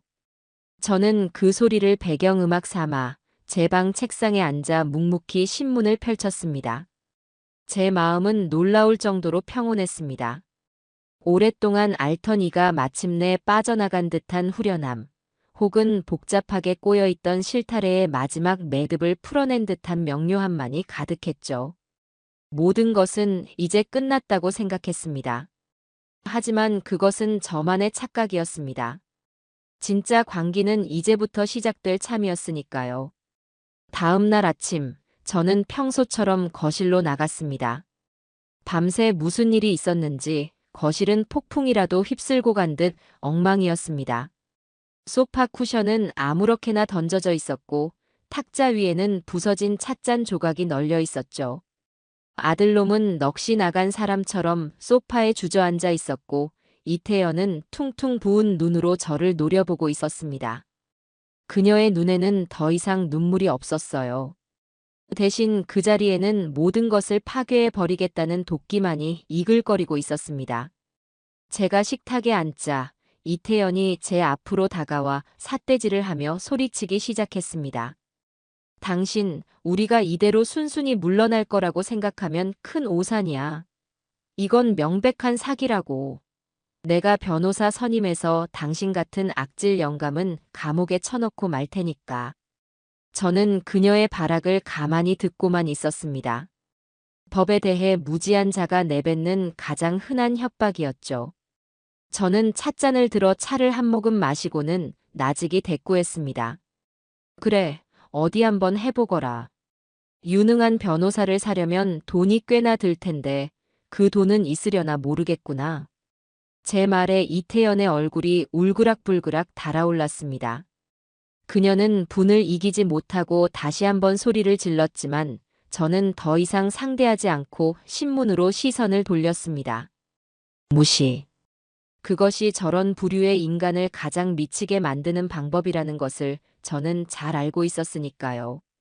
제 예상대로 이태연은 그날부터 법적 대응을 하겠다며 온갖 난리를 치기 시작했습니다. 그녀는 인터넷으로 찾은 로펌에 전화를 걸어 상담 예약을 잡고 아들놈을 닥달해 함께 가자고 윽박질렀습니다. 아들놈은 마지못해 그녀를 따라 나서는 듯 했지만 그 걸음걸이에는 조금의 희망도 의지도 실려 있지 않았어요. 며칠 뒤 두 사람은 변호사 사무실에 다녀온 듯 했습니다. 저는 일부러 거실에서 그들을 기다리고 있었죠. 집에 돌아온 두 사람의 표정은 그야말로 가관이었습니다. 이태연은 완전히 넋이 나간 얼굴이었고 아들놈은 금방이라도 쓰러질 것처럼 휘청거렸습니다. 제가 묻지 않아도 그 결과를 알 수 있었어요. 아마 변호사에게서 이런 말을 들었겠죠. 어머님, 아버님. 이건 소송 자체가 성립이 안 됩니다. 토지와 건물의 등기는 법적으로 완벽하게 분리되어 있고 토지 소유주의 권한은 절대적입니다. 오히려 아버님께서 두 분을 상대로 부양 의무 불이행에 따른 손해배상이나 건물명도 소송을 제기하지 않은 것만으로도 다행으로 생각하셔야 합니다. 법이라는 차갑고 명확한 현실의 벽 앞에서 그녀의 마지막 희망은 산산조각이 나버린 것이었습니다. 법적인 방법이 막히자 이태연은 다음 수단으로 넘어갔습니다. 바로 친척들을 이용한 여론전이었죠. 그녀는 마치 비련의 여주인공이라도 된 것처럼 친척들에게 일일이 전화를 돌려 눈물로 호소하기 시작했습니다. 작은 아버님, 아버님이 저희를 길바닥에 내쫓으려고 하세요. 저희가 평생 모은 돈으로 산 집인데 아버님이 서류를 조작해서 저희 집을 다 빼앗아 가셨어요. 저희 이제 정말 죽어야 할까 봐요. 그녀는 교묘하게 땅과 건물의 이야기는 쏙 빼놓고 제가 일방적으로 자신들의 재산을 강탈한 파렴치한 늙은이인 것처럼 연기했습니다. 심지어 제가 치매에 걸려 정신이 오락가락한다는 헛소문까지 퍼뜨렸죠. 몇몇 사정을 잘 모르는 먼 친척들은 그녀의 연기에 속아 넘어가 제 딸 민지에게 전화를 걸어 니네 아버지가 노망이 나신 것 아니냐, 아무리 그래도 자식한테 어떻게 그럴 수 있냐며 비난을 퍼부었습니다. 저는 이 모든 소동을 가만히 지켜보다가 제 계획을 실행에 옮길 때가 왔음을 직감했습니다. 저는 민지에게 전화를 걸어 우리가 미리 준비해 두었던 반격 카드를 사용하라고 지시했습니다. 민지야, 이제 시작하거라. 우리가 가진 모든 것을 모든 사람에게 알려야 한다. 응, 아빠. 기다리고 있었어. 민지는 제가 전화를 끊자마자 친척들이 모두 모여있는 단체 대화방에 차례차례 자료를 올리기 시작했습니다. 첫 번째는 이태연이 저에게 퍼부었던 온갖 모욕적인 말들이 담긴 녹음 파일이었습니다. 두 번째는 제가 매일같이 기록했던 그녀의 만행이 담긴 수첩의 사진들이었죠. 세 번째는 소유주 칸에 선명하게 이정철이라고 적힌 토지 등기부등본 사본이었습니다. 그리고 마지막으로 민지는 짧은 글을 하나 남겼습니다. 모든 진실은 여기에 있습니다. 더 이상 거짓에 속지 마시고 누가 진짜 피해자인지 현명하게 판단해 주시길 바랍니다. 저희 아버지는 평생을 정직하게 살아오셨고 이번 일 역시 그 누구보다 큰 상처를 받으셨습니다. 아버지를 향한 근거 없는 비난을 멈춰 주십시오. 상황은 그야말로 한순간에 뒤집혔습니다. 모든 증거를 확인한 친척들은 경악을 금치 못했고 대화방은 이태연과 김영수를 향한 분노와 비난으로 들끓기 시작했습니다. 잠시 후 저를 비난했던 친척들에게서 사과 전화가 빗발치기 시작했고 이태연을 두둔하던 목소리는 완벽하게 사라졌습니다. 그녀는 스스로 판 무덤에 스스로를 완벽하게 묻어버린 셈이었죠. 모든 수단이 막히고 완벽하게 고립되자 이태연은 마지막 발악을 하기 시작했습니다. 그녀는 집 안에 있는 물건들을 부수기 시작했어요. 제가 아끼던 찻잔, 집사람의 유품이었던 작은 화장대, 벽에 걸린 가족 사진까지. 그녀는 닥치는 대로 물건을 집어 던지며 악을 썼습니다. 그래, 다 망가뜨려 버릴 거야. 당신이 아끼는 것들 하나도 남김없이 다 부숴버릴 거라고. 어차피 우리한테 줄 것도 아니잖아. 아들놈은 그런 아내를 말리지 못하고 그저 구석에서 벌벌 떨고만 있었어요. 저는 그 광경을 제 방 문틈으로 조용히 지켜봤습니다. 그리고는 조용히 전화기를 들어 경찰에 신고했습니다. 여기 재물손괴 현행범이 있습니다. 빨리 좀 와주세요. 잠시 후 경찰들이 들이닥쳤습니다. 그들은 집안의 난장판과 손에 화병 조각을 든 채 헐떡이고 있는 이태연을 보고는 상황을 즉시 파악했죠. 저는 경찰에게 제가 집주인이며 저 여자가 제 물건을 부수고 있다고 차분하게 설명했습니다. 이태연은 경찰서로 연행되었습니다. 아들놈은 경찰차 뒤를 따라가며 태연아, 태연아 하고 울부짖었지만 그 모습은 그저 한편의 저질 코미디처럼 보일 뿐이었습니다. 그날 밤 집에는 저 혼자만이 남았습니다. 깨진 유리 조각과 부서진 가구들 속에서 저는 왠지 모를 해방감을 느꼈습니다. 모든 악귀가 떠나간 폐허.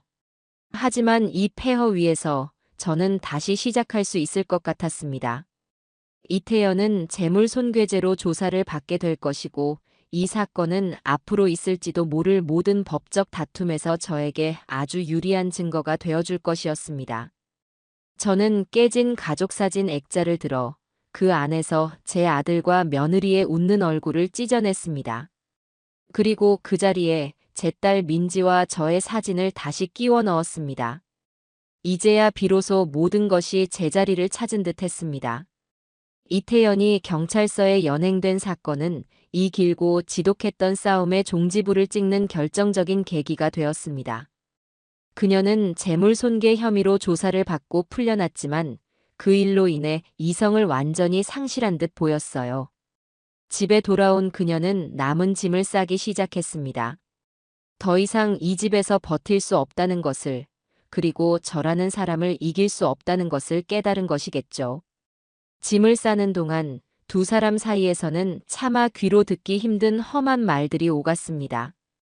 이제는 서로를 탓하는 수준을 넘어 원수라도 만난 것처럼 저주를 퍼부어댔습니다. 다 너 같은 무능한 놈을 만난 내 잘못이야. 네가 조금이라도 똑똑했으면 처음부터 등기부등본이라도 제대로 확인했어야지. 뭐, 이 여편네가 지금 뭐라고 했어. 네가 그놈의 허영심 때문에 아버지 돈을 뜯어내려고만 안 했어도 이 지경까지는 안 왔어. 이 모든 게 다 너 때문이라고. 두 사람은 서로의 머리채라도 잡을 것처럼 으르렁거렸습니다.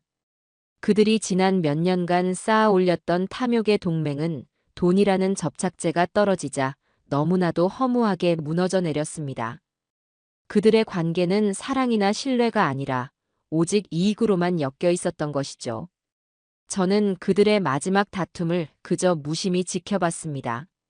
제게는 더 이상 그들이 부부이든 원수이든 아무런 상관이 없었습니다. 그저 제 눈앞에서 제 집에서 빨리 사라져 주기만을 바랄 뿐이었죠. 이삿날은 생각보다 빨리 다가왔습니다. 초라한 용달차 한 대가 집 앞에 섰고 두 사람은 몇 개 되지 않는 짐 상자를 말없이 날랐습니다. 그들의 얼굴에는 어떤 표정도 없었어요. 모든 것을 포기한 사람들의 공허한 얼굴만이 남아있을 뿐이었습니다. 마지막 짐이 실리고 두 사람은 떠나기 전 제 앞에 섰습니다. 아들놈은 끝까지 고개를 들지 못했고 이태연은 텅 빈 눈으로 저를 잠시 바라보더군요. 그 눈에는 더 이상 도끼도 원망도 없었습니다. 오직 완벽한 패배를 인정한 자의 체념만이 담겨 있었죠.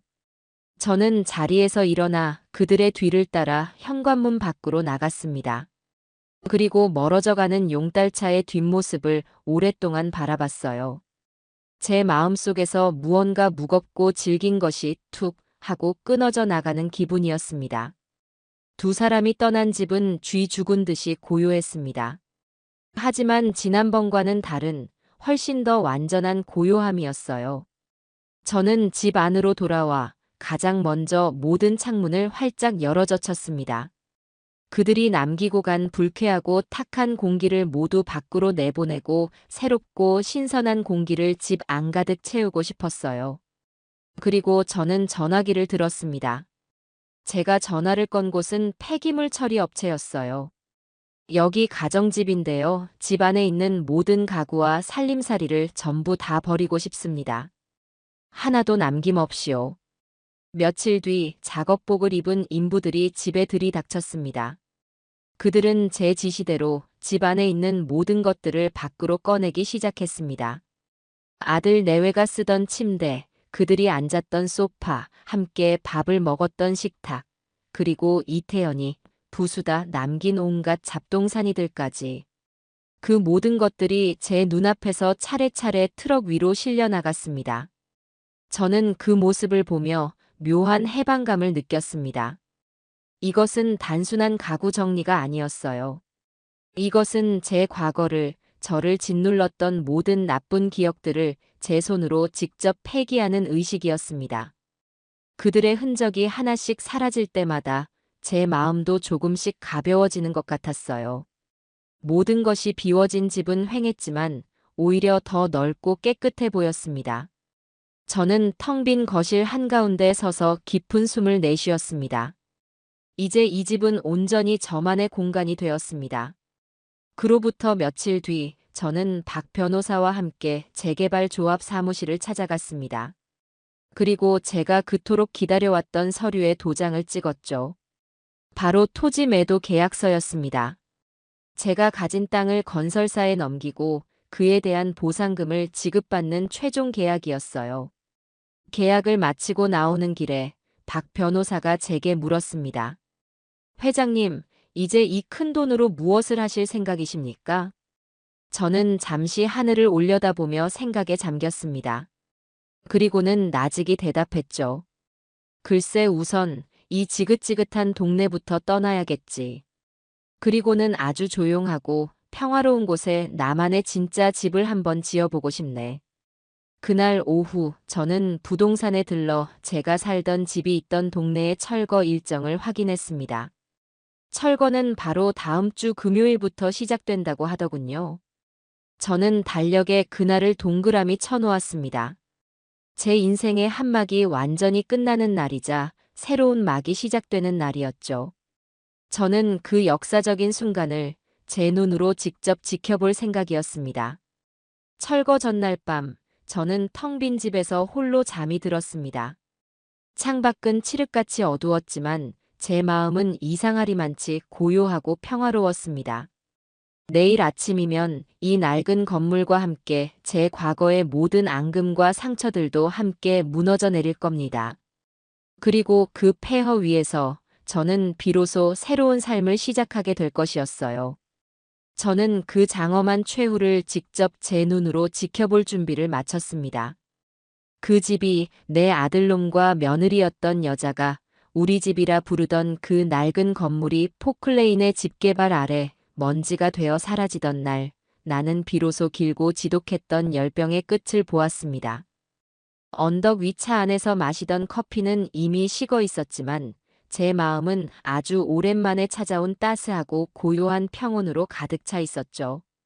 모든 것이 끝났다고, 이제는 정말 끝이라고 생각했습니다. 그들의 흔적은 물리적으로도 제 마음속에서도 완벽하게 지워졌다고 믿었어요. 저는 그날로 서울을 떠났습니다. 토지 보상금으로 받은 막대한 돈은 평생을 흙먼지 속에서 살아온 제게는 오히려 낯설고 거추장스러운 짐처럼 느껴졌어요. 저는 그 돈의 일부를 떼어 당분간 머물 시내의 최고급 레지던스를 장기 임대했습니다. 창밖으로는 화려한 도시의 야경이 펼쳐졌지만 제 눈은 그 인공의 불빛이 아니라 저 멀리 남쪽의 푸른 바다를 향하고 있었죠. 제 인생의 마지막 목표는 단 하나였습니다. 제 손으로 저만의 진짜 집을 짓는 것. 평생을 남의 집만 지어주었지 정작 제 몸 하나 편히 누일 집을 짓는다는 생각은 해보지 못하고 살았습니다. 저는 그동안의 소란을 보상받기라도 하듯 새로운 삶을 설계하는 일에 몰두하기 시작했습니다. 제 딸 민지는 제 유일한 동반자이자 조언자였어요. 우리는 주말마다 머리를 맞대고 우리나라에서 가장 유명하다는 건축가들을 만나 설계도를 의논했습니다. 아빠, 이 설계는 어때? 거실에서 바로 바다가 보이게 통유리로 만들었대. 유리는 너무 차가워 보인다. 나는 나무를 많이 썼으면 좋겠구나. 사람이 늙으면 흙과 나무가 그리워지는 법이란다. 우리는 사소한 것 하나하나 의견을 나누며 마치 어린 시절로 돌아간 것처럼 즐거워했습니다. 유럽에서 수입된 고급 가구들을 보러 다니고 정원에 어떤 나무를 심을지 고민하는 시간들은 제게 정말 오랜만에 느껴보는 순수한 기쁨이었습니다. 악몽은 끝났고 이제는 평화롭고 충만한 나날만이 제 앞에 펼쳐져 있다고 저는 한치의 의심도 없이 굳게 믿고 있었죠. 그렇게 몇 달의 시간이 흘렀을까요? 제 새로운 집의 부지가 정해지고 기초 공사가 시작될 무렵이었습니다. 어느 날 저녁 민지가 무거운 얼굴로 저를 찾아왔습니다. 딸의 손에는 작은 과일 바구니가 들려 있었지만 그 표정은 무언가 큰 시름에 잠겨 있는 듯 했어요. 아빠 드릴 말씀이 있어요. 무슨 일이냐? 얼굴이 왜 그러느냐? 그게 오빠 소식을 좀 들었어. 오빠라는 단어가 나오는 순간 제 마음속 평화의 호수에 작은 돌멩이 하나가 던져진 듯 미세한 파문이 일었습니다. 저는 애써 태어난 척 물었죠. 그놈이 뭘 하든 이제 나와는 상관없는 일이다. 알아, 아빠. 아는데 그래도 아빠는 아셔야 할 것 같아서. 오빠, 그 여자랑 이혼했대. 재산 분할이다 뭐다 싸우다가 얼마 안 되는 건물 보상금마저 그 여자가 위자료로 다 가져가 버렸다고 하더라고. 저는 아무 대답도 하지 않았습니다. 그들이 서로를 물어뜯고 헤어지는 것은 제가 이미 예상했던 수순이었으니까요. 민지는 제 눈치를 살피며 어렵게 말을 이었습니다. 그리고 오빠, 지금 아주 힘들게 지내나 봐. 가진 돈도 다 떨어져서 서울 변두리에 있는 아주 낡은 옥탑방에서 혼자 산대. 매일 새벽에 인력시장에 나가서 건설 현장 일용직으로 일하면서 근근히 먹고 산다고 하더라고. 얼마 전에는 친구가 우연히 길에서 봤는데 사람이 완전히 해골처럼 변해 있더래. 새까맣게 타고 비쩍 말라서 알아보지도 못할 뻔했다고. 민지는 차마 말을 잇지 못하고 고개를 숙였습니다. 저는 창밖을 바라보며 아무 말 없이 차만 마셨습니다. 제 머릿속에는 아들놈의 마지막 모습이 떠올랐습니다. 제 앞에서 무릎을 꿇고 돈을 구걸하던 그 비굴하고 한심했던 모습. 그 모습과 지금 민지가 전해준 초라한 행색이 겹쳐지며 씁쓸한 뒷맛을 남겼어요. 그래서 나더러 어쩌라는 것이냐? 동정이라도 하라는 게냐? 제 차가운 말에 민지가 고개를 들었습니다. 딸의 눈에는 눈물이 그렁그렁 맺혀 있었죠.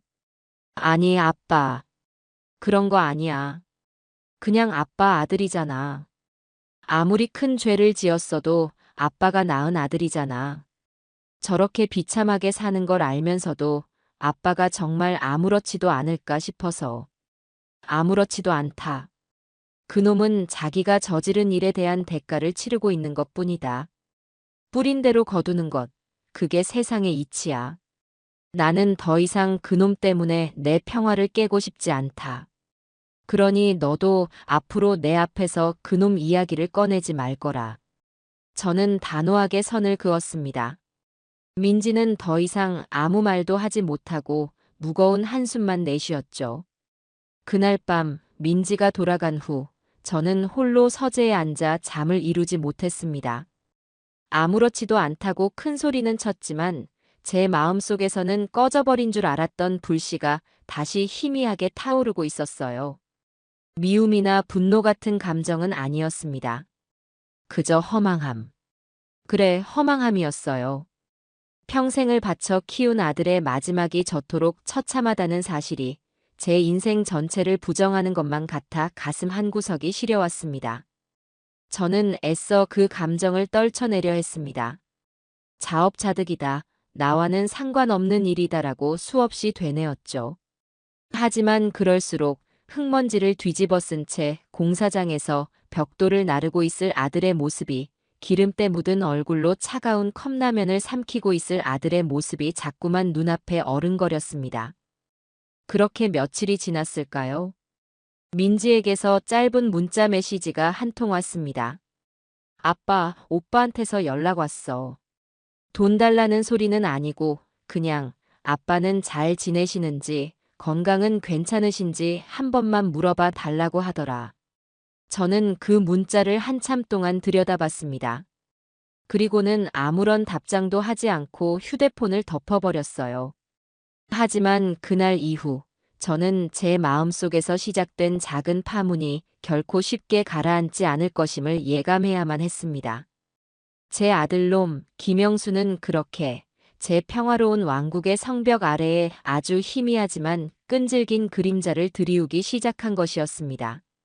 아들놈의 소식을 전해 들은 후 제 일상은 겉으로는 변한 것이 없었습니다.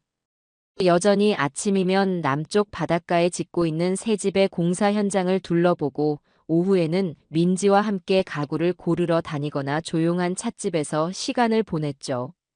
하지만 제 마음속에는 보이지 않는 균열이 생겨나고 있었습니다. 밤에 잠을 설치는 날이 늘어났고 혼자 있을 때면 저도 모르게 깊은 한숨을 내쉬곤 했어요. 민지는 제 앞에서 더 이상 아들놈의 이야기를 꺼내지 않았지만 저는 딸의 얼굴에 드리워진 수심을 읽을 수 있었습니다. 아마 그놈은 계속해서 민지를 통해 자신의 안부를 전하거나 제 소식을 물어왔을 겁니다. 저는 그 모든 것을 알면서도 애써 모르는 척했습니다. 그것이 제가 지킬 수 있는 마지막 평화라고 생각했기 때문이죠. 하지만 그놈은 제 예상보다 훨씬 더 집요했습니다. 직접적인 접근이 통하지 않자 녀석은 다른 방법을 쓰기 시작했어요. 제가 집을 짓고 있는 남쪽 바닷가 마을, 그 공사 현장 근처에 아들놈의 그림자가 나타나기 시작한 겁니다. 처음에는 저 역시 긴가민가 했습니다. 공사장 인부들 틈에 섞여 있는 유난히 비쩍 마르고 허름한 행색의 사내가 눈에 띄었지만 설마 그놈일 거라고는 생각하지 않았죠. 하지만 그 사내는 며칠이고 계속해서 같은 자리에 나타났습니다. 그는 일을 하는 것도 아니었어요. 그저 멀찍이 떨어진 언덕 위에서 제가 지시를 내리고 집의 뼈대가 올라가는 모습을 하루 종일 넋을 잃고 바라볼 뿐이었습니다. 마치 성지순례라도 온 신자처럼 혹은 쫓겨난 왕국의 성벽을 하염없이 바라보는 폐위된 왕자처럼. 어느 날 저는 인부들에게 줄 음료수를 사러 현장 근처의 작은 구멍가게에 들렀습니다. 가게를 나서는데 저만치에서 익숙한 그림자가 저를 보고는 화들짝 놀라 담벼락 뒤로 몸을 숨기는 것이 보였어요. 그 순간 저는 확신했습니다. 저놈이 틀림없다고. 제 아들 김영수라고. 저는 그를 쫓아가거나 아는 척을 하지 않았습니다. 대신 아무것도 보지 못한 사람처럼 차를 몰아 현장을 떠났죠. 하지만 그날 이후 제 마음은 더욱 복잡해졌습니다. 저놈은 대체 무슨 생각으로 여기까지 내려와 저러고 있는 것일까? 마지막 남은 동정심이라도 구걸하려는 것일까? 아니면 또 다른 꿍꿍이라도 있는 것일까? 그 의문은 며칠 뒤 민지를 통해 온 한 통의 편지로 풀리기 시작했습니다. 민지는 제게 편지 봉투를 내밀며 거의 울먹이는 목소리로 말했어요. 아빠 오빠가 아빠한테 꼭 좀 전해달라고 내 손에 쥐어주고 갔어. 돈 이야기는 정말 아니니까 제발 한 번만, 딱 한 번만 읽어봐줘. 응. 저는 마지못해 편지를 받아들었습니다. 낡고 구겨진 편지 봉투 안에는 싸구려 편지지 몇 장이 들어있었어요. 그 안에는 기름때 묻은 손으로 꾹꾹 눌러 쓴 듯한 삐뚤빼뚤한 글씨가 가득했습니다. 저는 돋보기를 꺼내 들고 그 처절한 문장들을 하나하나 읽어 내려가기 시작했습니다. 아버지께. 이 편지를 쓰기까지 수백 번을 망설였습니다. 저 같은 놈이 아버지께 무슨 말을 할 자격이 있겠습니까? 하지만 이 말을 하지 않고는 제가 단 하루도 숨을 쉴 수가 없을 것 같아 이렇게 펜을 듭니다. 아버지. 저는 괴물이었습니다. 돈에 눈이 멀어 아비의 은혜를 저버리고 제 아내의 탐욕에 휘둘려 아버지를 없는 사람 취급했습니다. 아버지가 제게 사주신 집이 마치 제가 이룬 성공인 양 착각했고 그 안에서 아버지를 구박하고 모욕하는 것을 당연하게 여겼습니다. 아버지가 제 밥상을 걱정하실 때 저는 제 지갑의 두께만을 걱정했습니다. 아버지가 제게 원한 것은 따뜻한 말 한마디와 최소한의 존중이었는데 저는 아버지께 돈과 성공을 증명해 보이라며 윽박질렀습니다. 모든 것을 잃고 나서야 저는 제가 얼마나 어리석었는지를 깨달았습니다. 이태연, 그 여자는 저를 사랑한 것이 아니었습니다. 그녀는 제 배경, 즉 아버지를 사랑했던 것이고 아버지의 돈을 사랑했던 것입니다. 돈이라는 연결고리가 끊어지자 그녀는 미련 없이 저를 버리고 떠났습니다. 저는 그녀에게 이용당한 것이지만 그 이용을 기꺼이 허락하고 동조한 것은 바로 저 자신이었습니다. 아버지. 저는 지금 서울의 한 공사판에서 벽돌을 나르고 있습니다. 땀을 흘리고 흙먼지를 마시고 거친 사람들과 몸을 부대끼며 하루를 보냅니다. 일을 마치고 옥탑방의 차가운 방바닥에 누우면 비로소 아버지의 인생이 얼마나 고되고 위대했는지를 아주 조금이나마 알 것 같습니다. 아버지는 평생을 이렇게 자신의 몸을 던져 저희를 키우셨는데 저는 그런 아버지의 등 뒤에 칼을 꽂았습니다. 이 편지는 용서를 구하기 위해 쓰는 것이 아닙니다. 저는 용서받을 자격이 없는 놈입니다. 그저 제 죄를 고백하고 싶었습니다. 아버지, 제가 정말 잘못했습니다. 제 어리석음이 아버지를 얼마나 외롭게 하고 얼마나 깊은 상처를 드렸는지 이제야 알겠습니다. 부디 만수무강하십시오. 새로 짓는 집에서 이제는 아무런 걱정 없이 평안한 노후를 보내시길 이 못난 아들이 멀리서나마 빌고 또 빌겠습니다. 죄인 김영수 올림. 편지를 다 읽고 난 저는 아무 말도 할 수가 없었습니다. 편지지 위에는 군데군데 눈물 자국이 번져 있었어요. 그것은 분명 저놈이 흘렸을 후회의 눈물이었습니다. 저는 편지를 곱게 접어 다시 봉투에 넣었습니다. 그리고 민지에게 돌려주었죠. 가져가거라. 아빠. 이런다고 해서 달라지는 것은 아무것도 없다. 저는 여전히 차갑고 단호한 태도를 유지했습니다. 하지만 제 마음속의 벽은 그 뜨거운 눈물 자국에 아주 조금 녹아내리고 있었습니다. 하지만 저는 그것을 인정할 수 없었어요. 한번 무너진 신뢰는 편지 몇 장으로 다시 쌓아 올릴 수 있는 것이 아니었습니다. 저는 저놈의 진정성을 더 오랫동안 더 냉정하게 지켜보고 시험해야만 했습니다. 그 후로도 아들놈은 한 달에 한두 번씩 민지를 통해 제게 편지를 보내왔습니다. 편지의 내용은 늘 비슷했어요. 자신의 비참한 일상에 대한 담담한 묘사와 과거에 대한 뼈저린 후회, 그리고 저에 대한 죄책감이었습니다. 그 어떤 편지에도 돈을 구걸하거나 자신을 도와달라는 내용은 단 한 줄도 없었습니다. 저는 그 모든 편지를 읽고 서재의 가장 깊숙한 서랍 안에 차곡차곡 쌓아두었습니다. 그리고 여전히 아무런 답장도 하지 않았죠. 아들놈은 여전히 남쪽 바닷가 마을을 떠나지 않고 제 새집이 지어지는 모습을 매일같이 멀리서 지켜보고 있었습니다. 우리의 기묘한 동거 혹은 침묵의 대치는 그렇게 계절이 바뀌도록 계속되고 있었습니다.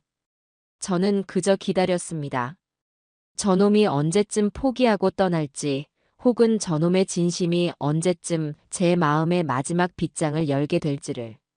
시간이 흘러 매서운 겨울바람이 남쪽 바닷가를 휩쓸고 지나간 후 마침내 제 새로운 집이 그 웅장한 모습을 드러냈습니다. 따뜻한 원목과 차가운 석재가 조화를 이룬 집은 제 평생의 철학처럼 단단하면서도 기품이 있었죠.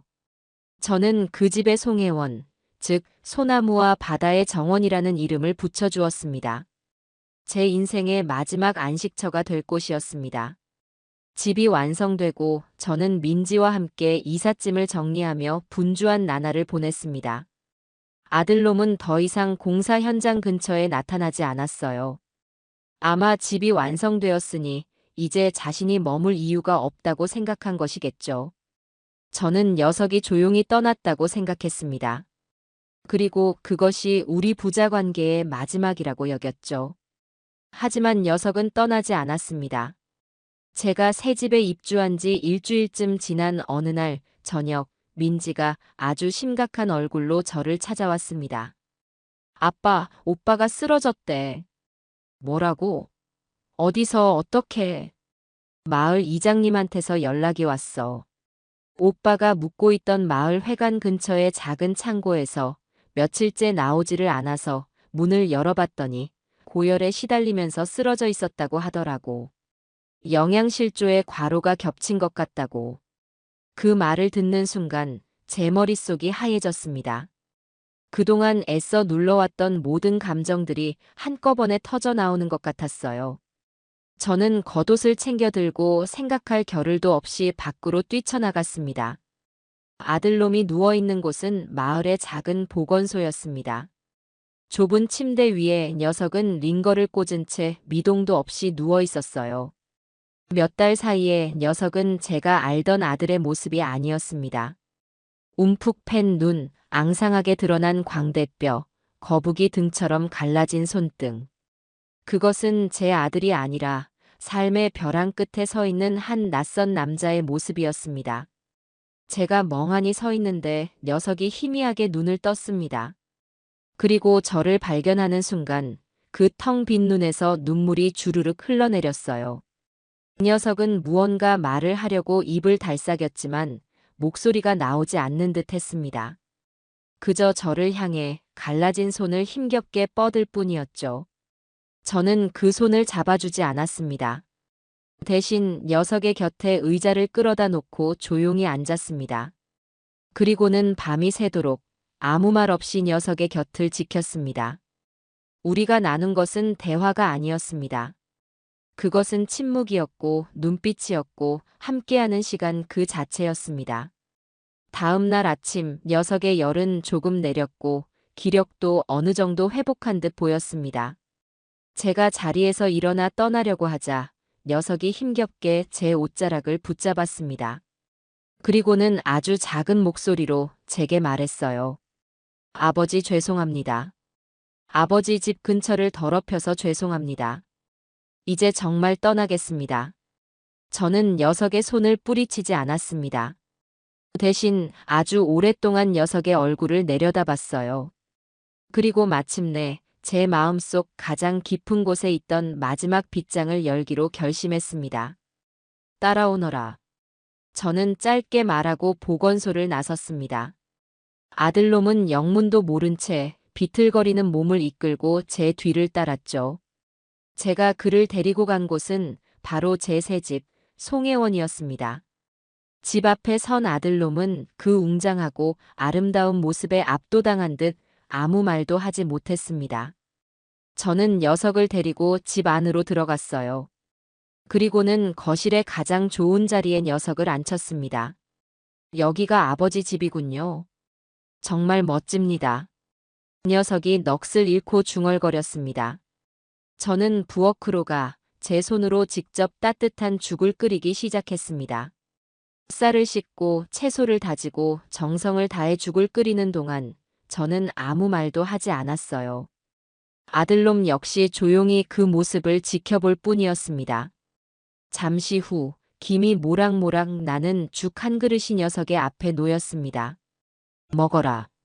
제 말에 아들놈은 더 이상 참지 못하고 아이처럼 엉엉 울기 시작했습니다. 녀석은 울면서 뜨거운 죽을 허겁지겁 떠먹었어요. 그 모습이 마치 수십 년의 세월을 거슬러 제가 젊은 시절 밤늦게 들어온 아들에게 끓여주던 야참을 먹는 어린 아들의 모습과 겹쳐 보였습니다. 한참을 울며 죽을 다 비운 아들놈이 제 앞에 무릎을 꿇었습니다. 아버지, 제가 잘못했습니다. 제가 정말 죽을 죄를 지었습니다. 제발 저를 용서해 주십시오.